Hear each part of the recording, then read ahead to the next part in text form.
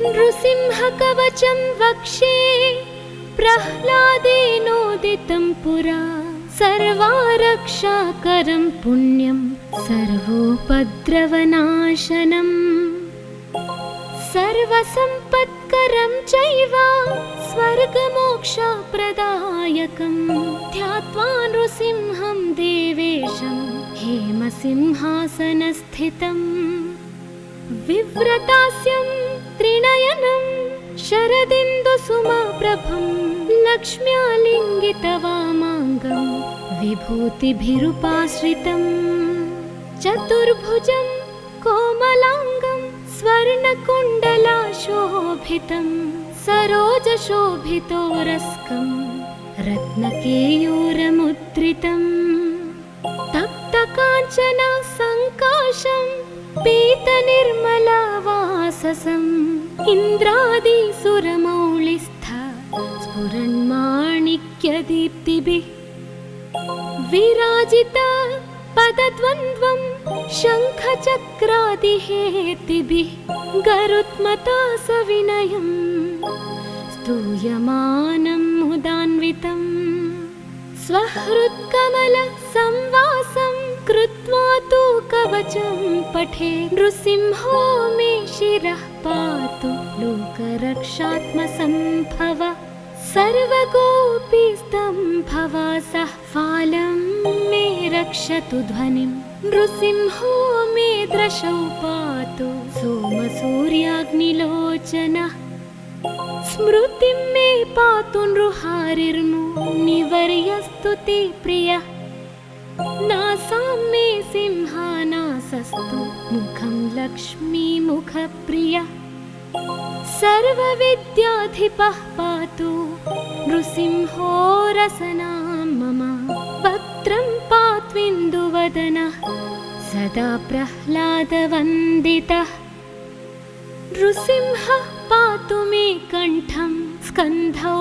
भूभरणान्तकृत् दिव्यास्त्रशोभितभुजो नृसिंहः पातु मे भुजौ करौ मे देववरदो नृसिंहः पातु सर्वतः हृदयं योगिसाध्यश्च निवासं पातु मे हरिः मध्यं पातु हिरण्याक्ष वक्षः कुक्षिविदारणः नाभिं मे पातु नृहरि स्वनाभि ब्रह्मसंस्तुतः ब्रह्माण्डकोटयः कट्यां यस्यासौ पातु मे कटिं गुह्यां मे पातु गुह्यानां मन्त्राणां गुह्यरूपधृक् ऊरो मनोभवः पातु जानुनी नररूपधृक् जङ्घे पातु धराभार हर्ता ये सौनृकेसरी सुरराज्य प्रदः पातु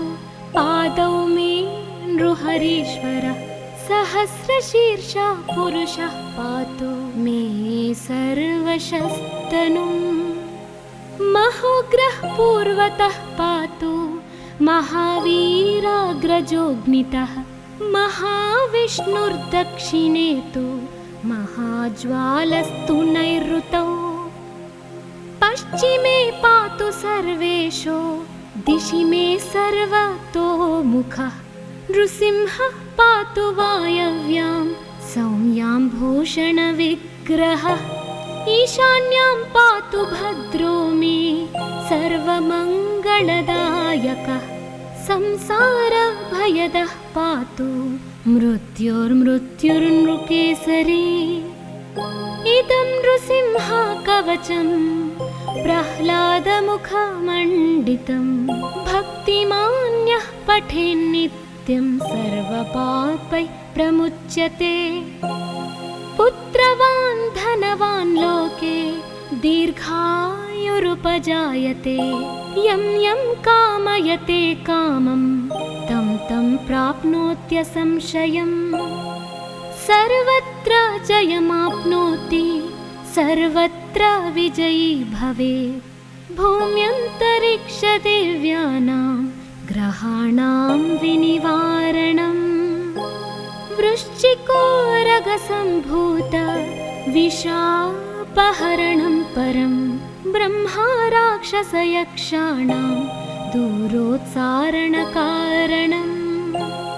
भूर्जे वा तालपत्रे वा कवचं लिखितं शुभं करमूले धृतं येन सिद्धेयुः कर्मसिद्धयः देवासुरमनुष्येषु स्वमेवाजयं लभेत् एकसन्ध्यं त्रिसन्ध्यं वा यः पठेन्नियतो नरः सर्वमङ्गलमाङ्गल्यं भुक्तिं मुक्तिं च विन्दति द्वात्रिंशच्च सहस्राणि पठेच्छुद्धात्मना नृणाम् कवचस्यास्य मन्त्रस्य मन्त्रसिद्धिः प्रजायते अनेन मन्त्रराजेन कृत्वा भस्माभिमन्त्रणम् तिलकं विन्यसेद्यस्तु तस्याग्रह भयं हरे त्रिवारं जपमानस्तु दत्तं वार्यभिमन्त्र्य च प्राशयेत्यो नरो मन्त्रं नृसिंहध्यानमाचरेत् तस्य रोगाः प्रणश्यन्ति ये च स्युः कुक्षिसम्भवाः किमत्र बहुलोकैः नृसिंहसदृशो भवेत् मनसा चिन्तितं यत्तु स तच्चाप्नोत्यसंशयम्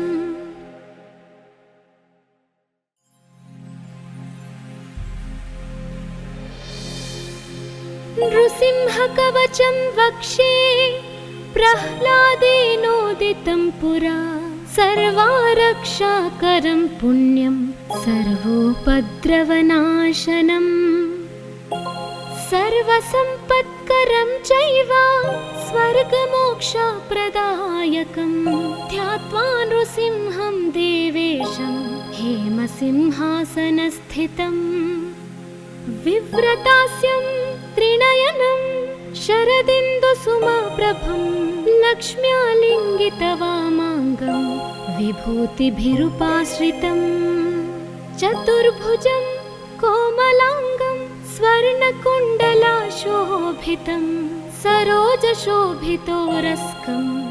रत्नकेयूरमुद्रितं तप्तकाञ्चन सङ्काशं पीतनिर्मलवाससम् इन्द्रादिसुरमौलिस्थ स्फुरन्माणिक्यदीप्तिभिः विराजित पदद्वन्द्वं शङ्खचक्रादिहेतिभिः गरुत्मता सविनयं स्तूयमानं मुदान्वितम् स्वहृत्कमलसंवासं कृत्वा तु कवचं पठे नृसिंहो मे शिरः पातु लोकरक्षात्मसम्भव सर्वगोपीस्तम्भवासः फालं मे रक्षतु ध्वनिं नृसिंहो मे दृशौ पातु सोमसूर्याग्निलोचनः स्मृतिं मे पातु नृहारिर्मुनिवर्यस्तुति प्रियः नासां मे सिंहानासस्तु मुखं लक्ष्मीमुखप्रियः सर्वविद्याधिपः पातु नृसिंहो रसनां मम वक्त्रं पात्विन्दुवदनः सदा प्रह्लादवन्दितः नृसिंहः पातु मे कण्ठं स्कन्धौ भूभरणान्तकृत् दिव्यास्त्रशोभितभुजो नृसिंहः पातु मे भुजौ करो मे देववरदो नृसिंहः पातु सर्वतः हृदयं योगिसाध्यश्च निवासं पातु मे हरिः मध्यं पातु हिरण्याक्ष वक्षः कुक्षिविदारणः नाभिं मे पातु नृहरि स्वनाभि ब्रह्म संस्तुतः ब्रह्माण्डकोटयः कट्यां यस्यासौ पातु मे कटिं गुह्यां मे पातु गुह्यानां मन्त्राणां गुह्यरूपधृक् ऊरो मनोभवः पातु जानुनी नररूपधृक् जङ्घे पातु धराभार हर्ता ये सौनृकेसरी सुरराज्य प्रदः पातु पादौ मे नृहरीश्वरः सहस्रशीर्षः पुरुषः पातु मे सर्वशस्तनुम् महोग्रः पूर्वतः पातु महावीराग्रजोऽग्नितः महाविष्णुर्दक्षिणे तु महाज्वालस्तु नैऋतौ पश्चिमे पातु सर्वेशो दिशि मे सर्वतोमुखः नृसिंहः पातु वायव्यां सौम्यां भूषणविग्रहः ईशान्यां पातु भद्रो मे सर्वमङ्गलदायकः संसारभयदः पातु मृत्युर्मृत्युर्नृकेसरी इदं नृसिंह कवचं प्रह्लादमुखमण्डितं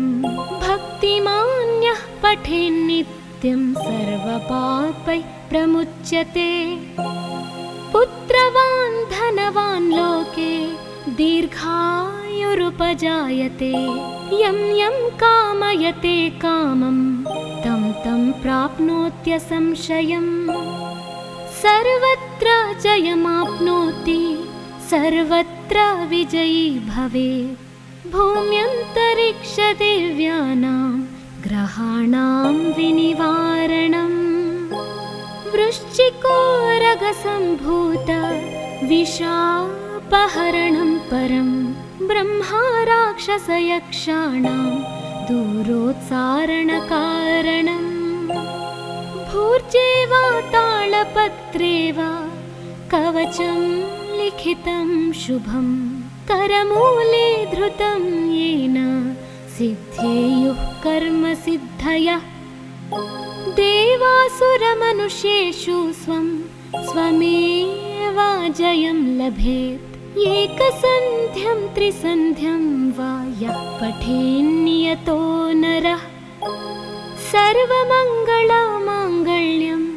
भुक्तिं मुक्तिं च विन्दति द्वात्रिंशच्च सहस्राणि पठेच्छुद्धात्मना नृणाम् कवचस्यास्य मन्त्रस्य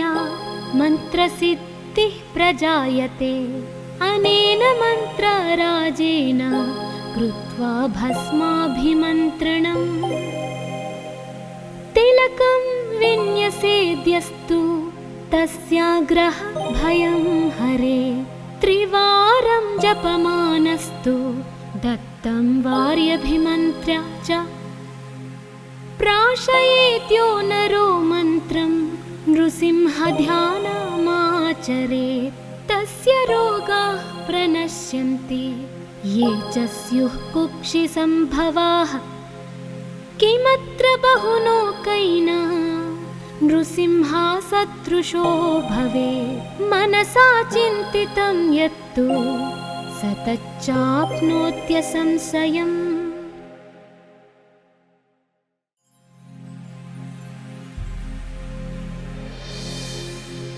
नृसिंहकवचं वक्षे प्रह्लादेनोदितं पुरा सर्वारक्षाकरं पुण्यं सर्वोपद्रवनाशनम्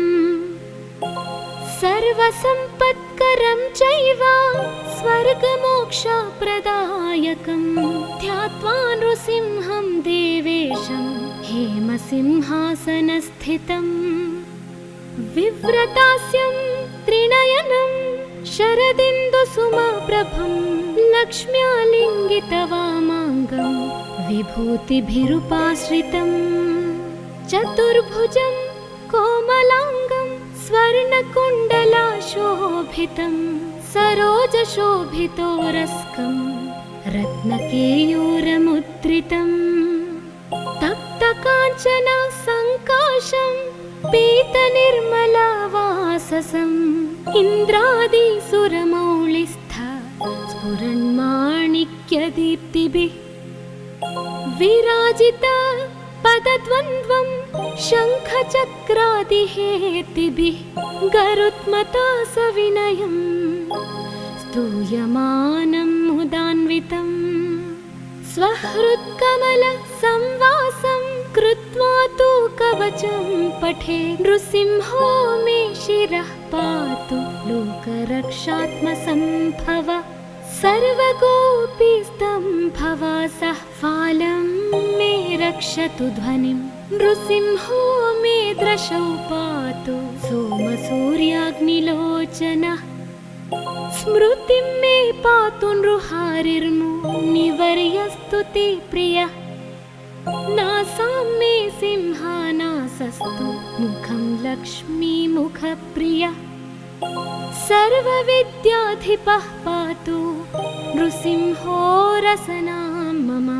वक्त्रं पात्विन्दुवदनः सदा प्रह्लादवन्दितः नृसिंहः पातु मे कण्ठं स्कन्धौ भूभरणान्तकृत् दिव्यास्त्रशोभितभुजो नृसिंहः पातु मे भुजौ करौ मे देववरदो नृसिंहः पातु सर्वतः हृदयं योगिसाध्यश्च निवासं पातु मे हरिः मध्यं पातु हिरण्याक्ष वक्षः कुक्षिविदारणः नाभिं मे पातु नृहरि स्वनाभि ब्रह्म संस्तुतः ब्रह्माण्डकोटयः कट्यां यस्यासौ पातु मे कटिं गुह्यां मे पातु गुह्यानां मन्त्राणां गुह्यरूपधृक् ऊरो मनोभवः पातु जानुनी नररूपधृक् जङ्घे पातु धराभार हर्ता ये सौनृकेसरी सुरराज्यप्रदः पातु पादौ मे नृहरीश्वरः सहस्रशीर्षा पुरुषः पातु मे सर्वशस्तनुम् महोग्रः पूर्वतः पातु महावीराग्रजोऽग्नितः महाविष्णुर्दक्षिणे तु महाज्वालस्तु नैऋतौ पश्चिमे पातु सर्वेशो दिशि मे सर्वतोमुखः नृसिंहः पातु वायव्यां सौम्यां भूषणविग्रहः ईशान्यां पातु भद्रो मे सर्वमङ्गलदायकः संसारभयदः पातु मृत्युर्मृत्युर्नृकेसरी इदं नृसिंह कवचं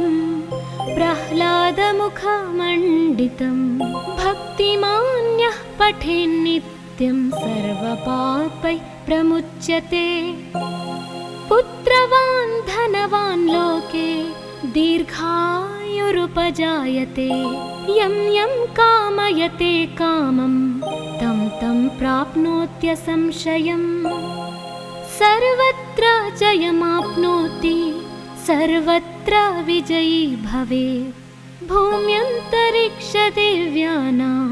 ग्रहाणां विनिवारणम् वृश्चिकोरगसम्भूत विशापहरणं परं ब्रह्मा राक्षसयक्षाणां दूरोत्सारणकारणम् भूर्जे वा तालपत्रे वा कवचं लिखितं शुभं करमूले धृतं येन सिद्धेयुः कर्मसिद्धयः देवासुरमनुष्येषु स्वं स्वमेव जयं लभेत् एकसन्ध्यं त्रिसन्ध्यं वा यः पठेन्नियतो नरः सर्वमङ्गलमाङ्गल्यं भुक्तिं मुक्तिं च विन्दति द्वात्रिंशच्च सहस्राणि पठेच्छुद्धात्मना नृणाम् कवचस्यास्य मन्त्रस्य मन्त्रसिद्धिः प्रजायते अनेन मन्त्रराजेन कृत्वा भस्माभिमन्त्रणम् तिलकं विन्यसेद्यस्तु तस्याग्रह भयं हरे त्रिवारं जपमानस्तु दत्तं वार्यभिमन्त्र्य च प्राशयेत्यो नरो मन्त्रं नृसिंहध्यानमाचरेत् तस्य रोगाः प्रणश्यन्ति ये च स्युः कुक्षिसम्भवाः किमत्र बहुलोकैना नृसिंहसदृशो भवेत् मनसा चिन्तितं यत्तु स तच्चाप्नोत्यसंशयम्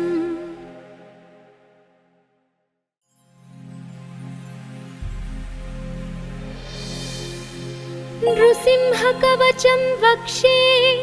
प्रह्लादेनोदितं पुरा सर्वारक्षाकरं पुण्यं सर्वोपद्रवनाशनम् सर्वसम्पत्करं चैव स्वर्गमोक्षप्रदायकं ध्यात्वा नृसिंहं देवेशं हेमसिंहासनस्थितम् विव्रतास्यं त्रिनयनं शरदिन्दुसुमप्रभं लक्ष्म्यालिङ्गितवामाङ्गं विभूतिभिरुपाश्रितम् चतुर्भुजं कोमलाङ्गं स्वर्णकुण्डलाशोभितं सरोजशोभितोरस्कं रत्नकेयूरमुद्रितम् तप्तकाञ्चन सङ्काशं पीतनिर्मलवाससम् इन्द्रादिसुरमौलिस्थ स्फुरन्माणिक्यदीप्तिभिः विराजित पदद्वन्द्वं शङ्खचक्रादिहेतिभिः गरुत्मता सविनयं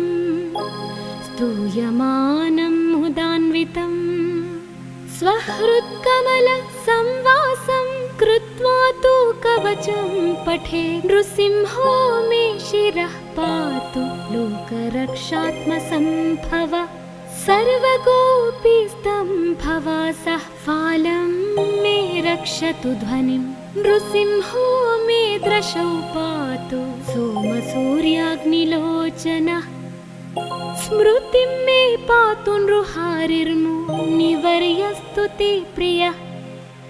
नासां मे सिंहानासस्तु मुखं लक्ष्मीमुखप्रियः सर्वविद्याधिपः पातु नृसिंहो रसनां मम वक्त्रं पात्विन्दुवदनः सदा प्रह्लादवन्दितः नृसिंहः पातु मे कण्ठं स्कन्धौ भूभरणान्तकृत् दिव्यास्त्रशोभितभुजो नृसिंहः पातु मे भुजौ करौ मे देववरदो नृसिंहः पातु सर्वतः हृदयं योगिसाध्यश्च निवासं पातु मे हरिः मध्यं पातु हिरण्याक्ष वक्षः कुक्षिविदारणः नाभिं मे पातु नृहरि स्वनाभि ब्रह्म संस्तुतः ब्रह्माण्डकोटयः कट्यां यस्यासौ पातु मे कटिं गुह्यां मे पातु गुह्यानां मन्त्राणां गुह्यरूपधृक् ऊरो मनोभवः पातु जानुनी नररूपधृक् जङ्घे पातु धराभार हर्ता ये सौनृकेसरी सुरराज्यप्रदः पातु पादौ मे नृहरीश्वरः सहस्रशीर्षा पुरुषः पातु मे सर्वशस्तनुम् महोग्रः पूर्वतः पातु महावीराग्रजोऽग्नितः महाविष्णुर्दक्षिणे तु महाज्वालस्तु नैऋतौ पश्चिमे पातु सर्वेषु दिशि मे सर्वतोमुखः नृसिंहः पातु वायव्यां सौम्याम्भूषणविग्रहः ईशान्यां पातु भद्रो मे सर्वमङ्गलदायकः संसारभयदः पातु मृत्योर्मृत्युर्नृकेसरी इदं नृसिंहकवचं प्रह्लादमुखमण्डितं भक्तिमान्यः पठेन्नित्यं सर्वपापैः प्रमुच्यते पुत्रवान् धनवान् लोके दीर्घायुरुपजायते यं यं कामयते कामं तं तं प्राप्नोत्यसंशयम् सर्वत्र जयमाप्नोति सर्वत्र विजयी भवेत् भूम्यन्तरिक्षदेव्यानां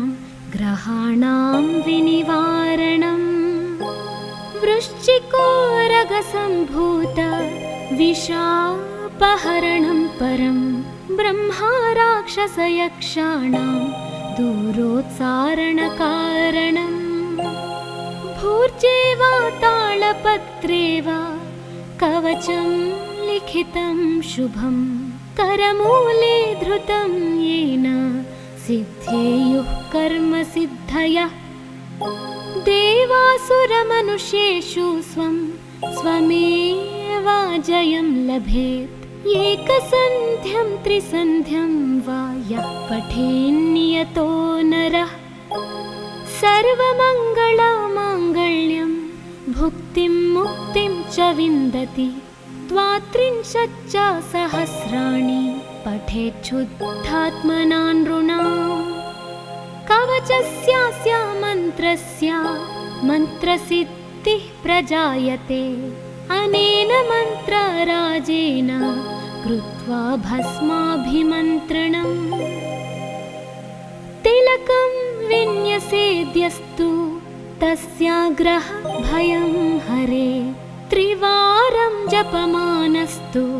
दत्तं वार्यभिमन्त्र्य च प्राशयेत्यो नरो मन्त्रं नृसिंहध्यानमाचरेत् तस्य रोगाः प्रणश्यन्ति ये च स्युः कुक्षिसम्भवाः किमत्र बहुलोकैना नृसिंहसदृशो भवेत् मनसा चिन्तितं यत्तु स तच्चाप्नोत्यसंशयम्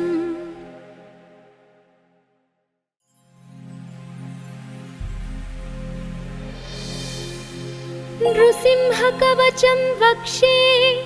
प्रह्लादेनोदितं पुरा सर्वारक्षाकरं पुण्यं सर्वोपद्रवनाशनम् सर्वसम्पत्करं चैव स्वर्गमोक्षप्रदायकं ध्यात्वा नृसिंहं देवेशं हेमसिंहासनस्थितम् विव्रतास्यं त्रिनयनं शरदिन्दुसुमप्रभं लक्ष्म्यालिङ्गितवामाङ्गं विभूतिभिरुपाश्रितं चतुर्भुजं कोमलाङ्गं स्वर्णकुण्डलाशोभितं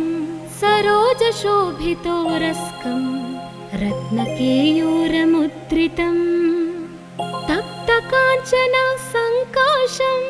पीतनिर्मलवाससम् इन्द्रादिसुरमौलिस्थ स्फुरन्माणिक्यदीप्तिभिः विराजित पदद्वन्द्वं शङ्खचक्रादिहेतिभिः गरुत्मता सविनयं स्तूयमानं मुदान्वितं स्वहृत्कमलसंवासं कृत्वा तु कवचं पठे नृसिंहो मे शिरः पातु लोकरक्षात्मसम्भव सर्वगोपीस्तम्भवासः फालं मे रक्षतु ध्वनिं नृसिंहो मे दृशौ पातु सोमसूर्याग्निलोचनः स्मृतिं मे पातु नृहारिर्मुनिवर्यस्तु ते प्रियः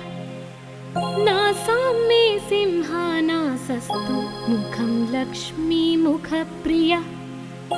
सर्वविद्याधिपः पातु नृसिंहो रसनां मम। वक्त्रं पात्विन्दुवदनः सदा प्रह्लादवन्दितः। नृसिंहः पातु मे कण्ठं स्कन्धौ भूभरणान्तकृत्। दिव्यास्त्रशोभितभुजो नृसिंहः पातु मे भुजौ। करौ मे देववरदो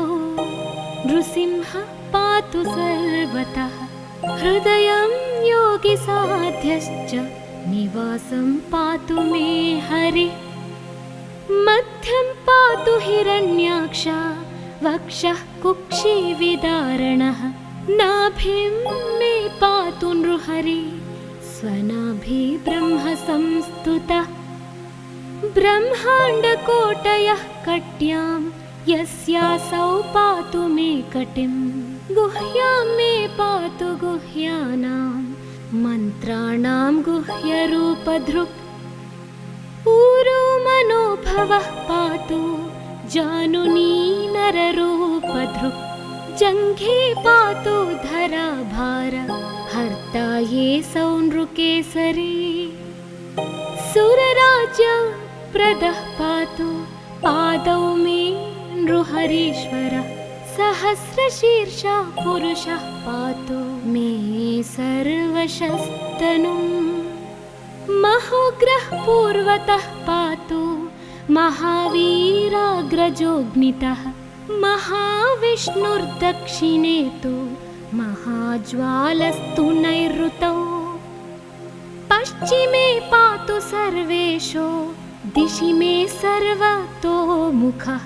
नृसिंहः पातु वायव्यां सौम्यां भूषणविग्रहः। ईशान्यां पातु भद्रो मे सर्वमङ्गलदायकः। संसारभयदः पातु मृत्युर्मृत्युर्नृकेसरी। इदं नृसिंहकवचं प्रह्लादमुखमण्डितं। भक्तिमान्यः पठेन्नित्यं सर्वपापैः प्रमुच्यते। पुत्रवान् धनवान् लोके दीर्घायुरुपजायते। यं यं कामयते कामं तं तं प्राप्नोत्यसंशयम्। सर्वत्र जयमाप्नोति सर्वत्र विजयी भवेत्। भूम्यन्तरिक्षदेव्यानां ग्रहाणां विनिवारणम्। वृश्चिकोरगसम्भूत विषापहरणं परं। ब्रह्मा राक्षसयक्षाणां दूरोत्सारणकारणम्। भूर्जे वा तालपत्रे वा कवचं लिखितं शुभं। करमूले धृतं येन सिद्धेयुः कर्मसिद्धयः। देवासुरमनुष्येषु स्वं स्वमेव जयं लभेत्। एकसन्ध्यं त्रिसन्ध्यं वा यः पठेन्नियतो नरः। सर्वमङ्गलमाङ्गल्यं भुक्तिं मुक्तिं च विन्दति। द्वात्रिंशच्च सहस्राणि पठेच्छुद्धात्मना नृणाम्। कवचस्यास्य मन्त्रस्य मन्त्रसिद्धिः प्रजायते। अनेन मन्त्रराजेन कृत्वा भस्माभिमन्त्रणम्। तिलकं विन्यसेद्यस्तु तस्याग्रह भयं हरे। त्रिवारं जपमानस्तु दत्तं वार्यभिमन्त्र्य च।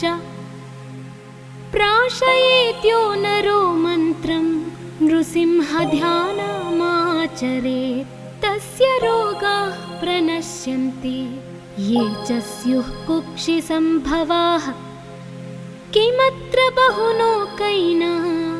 नृसिंहसदृशो भवेत्। मनसा चिन्तितं यत्तु स तच्चाप्नोत्यसंशयम्।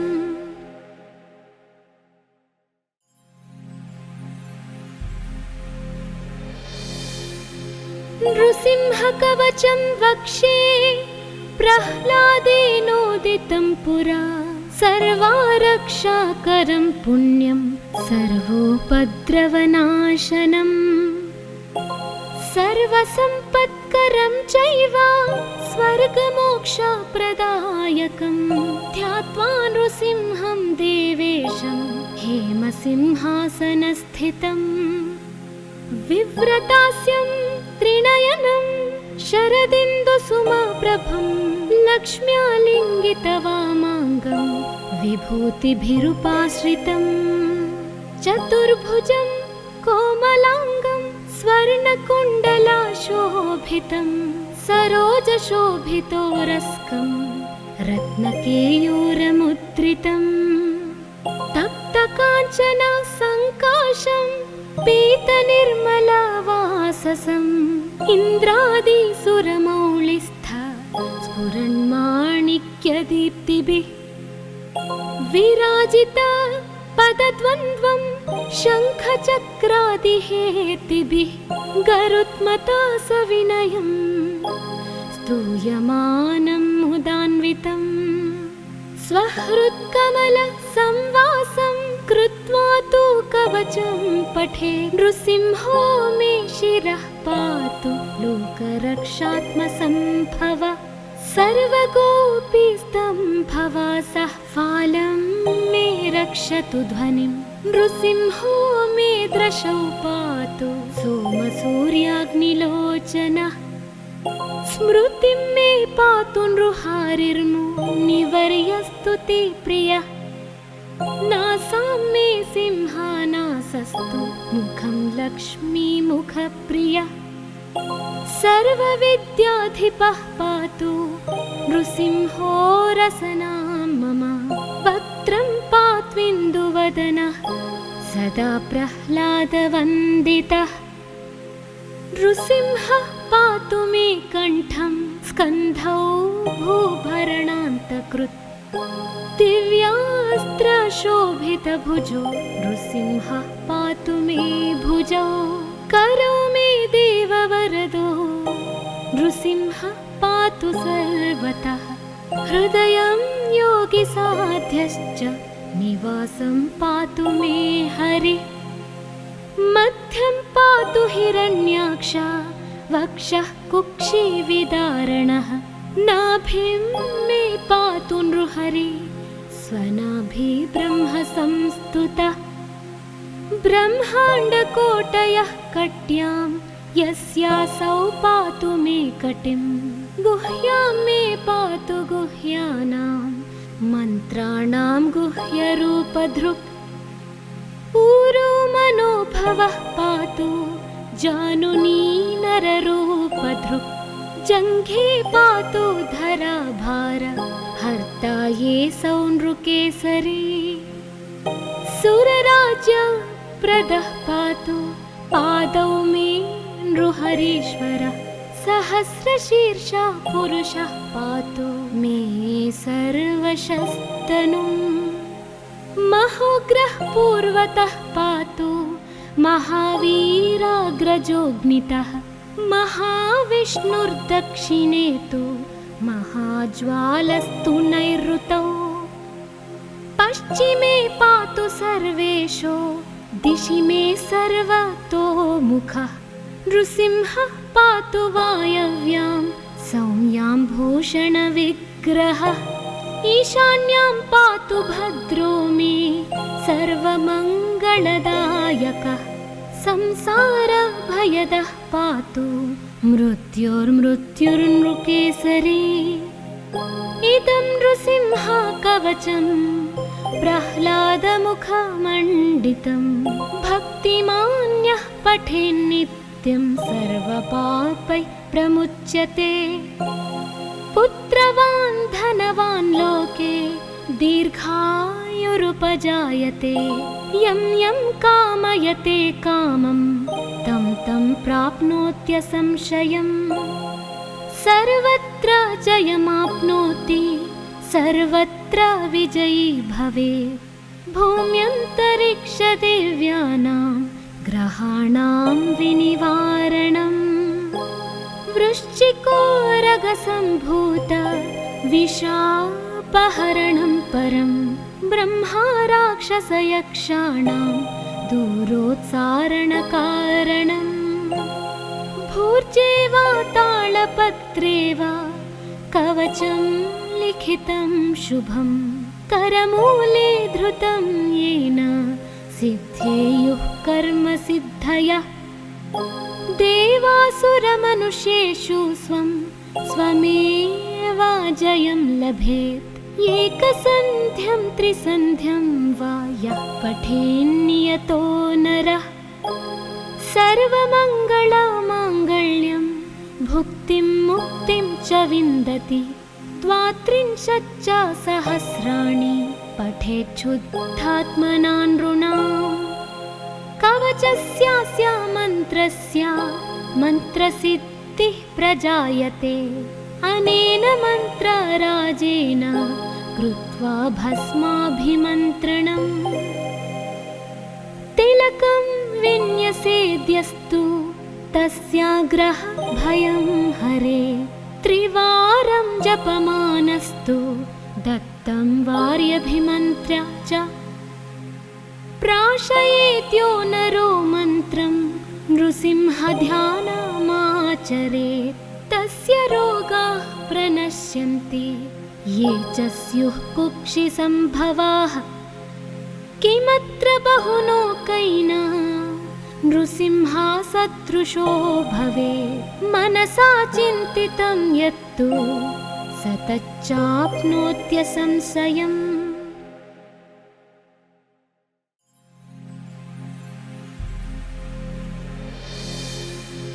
नृसिंहकवचं वक्षे प्रह्लादेनोदितं पुरा सर्वारक्षाकरं पुण्यं सर्वोपद्रवनाशनम् सर्वसम्पत्करं चैव स्वर्गमोक्षप्रदायकं ध्यात्वा नृसिंहं देवेशं हेमसिंहासनस्थितम् विव्रतास्यं त्रिनयनं शरदिन्दुसुमप्रभं लक्ष्म्यालिङ्गितवामाङ्गं विभूतिभिरुपाश्रितं चतुर्भुजं कोमलाङ्गं स्वर्णकुण्डलाशोभितं सरोजशोभितोरस्कं रत्नकेयूरमुद्रितं तप्तकाञ्चन सङ्काशं पीतनिर्मलवाससम् इन्द्रादिसुरमौलिस्थ स्फुरन्माणिक्यदीप्तिभिः विराजित पदद्वन्द्वं शङ्खचक्रादिहेतिभिः गरुत्मता सविनयं स्तूयमानं मुदान्वितं स्वहृत्कमलसंवासं कृत्वा तु कवचं पठे नृसिंहो मे शिरः पातु लोकरक्षात्मसम्भव सर्वगोपीस्तम्भवासः फालं मे रक्षतु ध्वनिं नृसिंहो मे दृशौ पातु सोमसूर्याग्निलोचनः स्मृतिं मे पातु नृहारिर्मुनिवर्यस्तु ते प्रियः नासां मे सिंहानासस्तु मुखं लक्ष्मीमुखप्रियः सर्वविद्याधिपः पातु नृसिंहो रसनां मम वक्त्रं पात्विन्दुवदनः सदा प्रह्लादवन्दितः नृसिंहः पातु मे कण्ठं स्कन्धौ भूभरणान्तकृत् दिव्यास्त्रशोभितभुजो नृसिंहः पातु मे भुजौ करौ मे देववरदो नृसिंहः पातु सर्वतः हृदयं योगिसाध्यश्च निवासं पातु मे हरिः मध्यं पातु हिरण्याक्ष वक्षः कुक्षिविदारणः नाभिं मे पातु नृहरि स्वनाभि ब्रह्म संस्तुतः ब्रह्माण्डकोटयः कट्यां यस्यासौ पातु मे कटिं गुह्यां मे पातु गुह्यानां मन्त्राणां गुह्यरूपधृक् ऊरो मनोभवः पातु जानुनी नररूपधृक् जङ्घे पातु धराभार हर्ता ये सौनृकेसरी सुरराज्य प्रदः पातु पादौ मे नृहरीश्वरः सहस्रशीर्षः पुरुषः पातु मे सर्वशस्तनुम् महोग्रः पूर्वतः पातु महावीराग्रजोऽग्नितः महाविष्णुर्दक्षिणे तु महाज्वालस्तु नैऋतौ पश्चिमे पातु सर्वेषु दिशि मे सर्वतोमुखः नृसिंहः पातु वायव्यां सौम्यां भूषणविग्रहः ईशान्यां पातु भद्रो मे सर्वमङ्गलदायकः संसारभयदः पातु मृत्युर्मृत्युर्नृकेसरी इदं नृसिंह कवचं प्रह्लादमुखमण्डितं भक्तिमान्यः पठेन्नित्यं सर्वपापैः प्रमुच्यते पुत्रवान् धनवान् लोके दीर्घायुरुपजायते यं यं कामयते कामं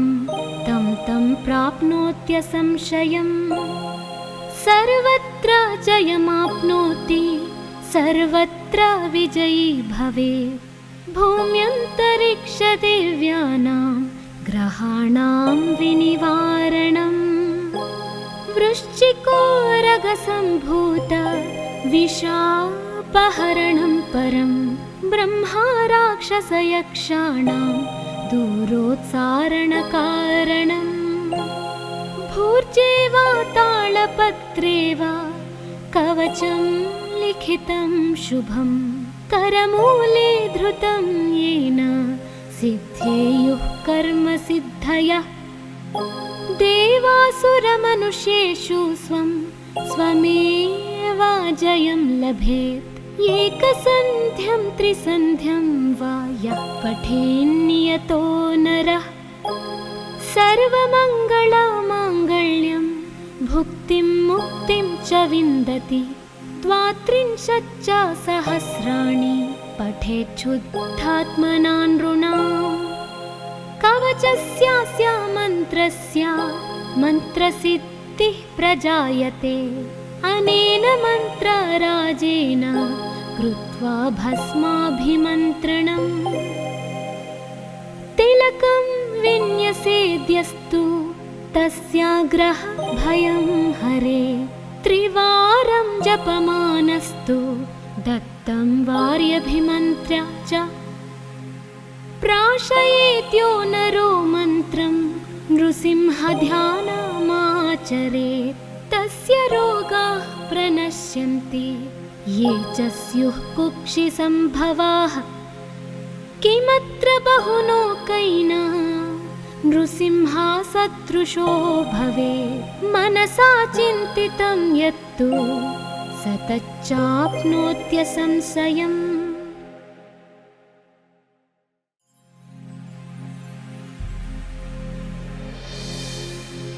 नृसिंहकवचं वक्षे प्रह्लादेनोदितं पुरा सर्वारक्षाकरं पुण्यं सर्वोपद्रवनाशनम् सर्वसम्पत्करं चैव स्वर्गमोक्षप्रदायकं ध्यात्वा नृसिंहं देवेशं हेमसिंहासनस्थितम्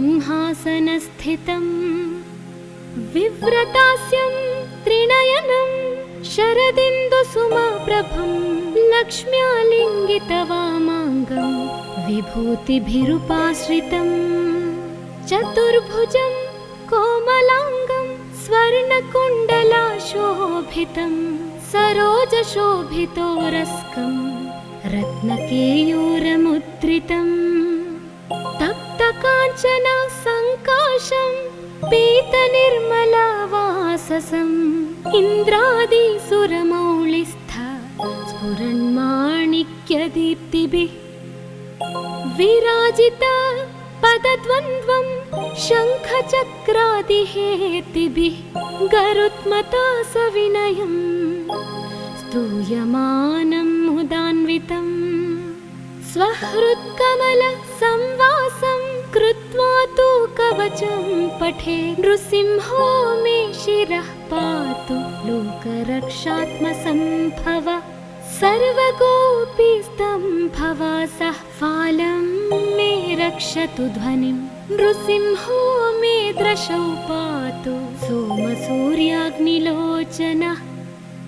स्मृतिं मे पातु नृहारिर्मुनिवर्यस्तु ते प्रियः नासां मे सिंहानासस्तु मुखं लक्ष्मीमुखप्रियः सर्वविद्याधिपः पातु नृसिंहो रसनां मम वक्त्रं पात्विन्दुवदनः सदा प्रह्लादवन्दितः नृसिंहः पातु मे कण्ठं स्कन्धौ भूभरणान्तकृत् दिव्यास्त्रशोभितभुजो नृसिंहः पातु मे भुजौ करौ मे देववरदो नृसिंहः पातु सर्वतः हृदयं योगिसाध्यश्च निवासं पातु मे हरिः मध्यं पातु हिरण्याक्ष वक्षः कुक्षिविदारणः नाभिं मे पातु नृहरि स्वनाभि ब्रह्मसंस्तुतः ब्रह्माण्डकोटयः कट्यां यस्यासौ पातु मे कटिं गुह्यां मे पातु गुह्यानां मन्त्राणां गुह्यरूपधृक् ऊरो मनोभवः पातु जानुनी नररूपधृक् जङ्घे पातु धराभार हर्ता ये सौनृकेसरी सुरराज्यप्रदः पातु पादौ मे नृहरीश्वरः सहस्रशीर्षः पुरुषः पातु मे सर्वशस्तनुम्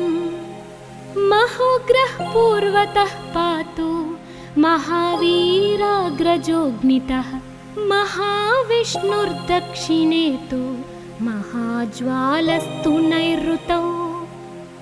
पश्चिमे पातु सर्वेशो दिशि मे सर्वतोमुखः नृसिंहः पातु वायव्यां सौम्यां भूषणविग्रहः ईशान्यां पातु भद्रो मे सर्वमङ्गलदायकः संसारभयदः पातु मृत्युर्मृत्युर्नृकेसरी इदं नृसिंह कवचं प्रह्लादमुखमण्डितं भक्तिमान्यः पठेन्नित्यं सर्वपापैः प्रमुच्यते पुत्रवान् धनवान् लोके दीर्घायुरुपजायते यं यं कामयते कामं तं तं प्राप्नोत्यसंशयम् सर्वत्र जयमाप्नोति सर्वत्र विजयी भवेत् भूम्यन्तरिक्षदेव्यानां ग्रहाणां विनिवारणम् वृश्चिकोरगसम्भूत विशापहरणं परं ब्रह्मा राक्षसयक्षाणां दूरोत्सारणकारणम् भूर्जे वा तालपत्रे वा कवचं लिखितं शुभं करमूले धृतं येन सिद्धेयुः कर्मसिद्धयः देवासुरमनुष्येषु स्वं स्वमेव जयं लभेत् एकसन्ध्यं त्रिसन्ध्यं वा यः पठेन्नियतो नरः सर्वमङ्गलमाङ्गल्यं भुक्तिं मुक्तिं च विन्दति द्वात्रिंशच्च सहस्राणि पठेच्छुद्धात्मना नृणाम् कवचस्यास्य मन्त्रस्य मन्त्रसिद्धिं कीर्तिः प्रजायते। अनेन मन्त्रराजेन कृत्वा भस्माभिमन्त्रणम् तिलकं विन्यसेद्यस्तु तस्याग्रह भयं हरे। त्रिवारं जपमानस्तु दत्तं वार्यभिमन्त्र्य च। प्राशयेत्यो नरो मन्त्रं नृसिंहध्यानमाचरेत्। तस्य रोगाः प्रणश्यन्ति ये च स्युः कुक्षिसम्भवाः। किमत्र बहुलोकैः नृसिंहसदृशो भवेत्। मनसा चिन्तितं यत्तु स तच्चाप्नोत्यसंशयम्।